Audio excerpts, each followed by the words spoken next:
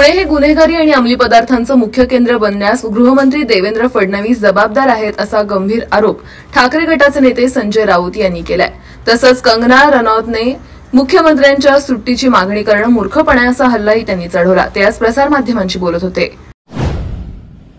छत्रपती शिवाजी महाराजांच्या स्वराज्य संकल्पनेचा वारसा जोपासत रयतेचे राज्य निर्माण करणारे राजर्षी शाहू महाराज यांची 150वी जयंती राष्ट्रवादी काँग्रेस विविध उपक्रमांनी राज्यभर साजरी करणार असल्याची माहिती राष्ट्रवादी काँग्रेसचे प्रदेशाध्यक्ष खासदार सुनील तटकरे यांनी मंगळवारी दिली। तुम्ही पालकमंत्री असताना जानेवारी ते मे 2023 अवघ्या 5 महिन्यात राज्यात तब्बल 7,000 कोटींचे ड्रग्ज सापडले। या देशात कुठेही उपलब्ध न होणाऱ्या कॅथाइडोलिस या ड्रग्जचाही समावेश आहे असं म्हणत शरद पवार गटाचे आमदार रोहित पवार यांनी चंद्रशेखर बावनकुळे यांच्यावर टीकास्त्र डागलंय।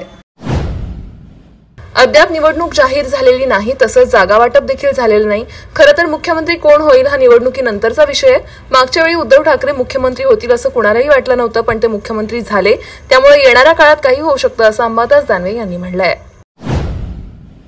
आता गाफील राहू नका, आम्ही गाफील राहिलो असं म्हणत मुख्यमंत्री एकनाथ शिंदे यांनी कार्यकर्त्यांना आवाहन केलंय। मुख्यमंत्री एकनाथ शिंदे यशवंतराव चव्हाण सेंटर येथे विवेक विचार मंच आयोजित राज्यस्तरीय सामाजिक न्याय परिषदेत बोलत होते। तसंच खोटे कथानक पसरवणाऱ्यांना सडेतोड उत्तर द्या असंही त्यांनी यावेळी कार्यकर्त्यांना सांगितलं।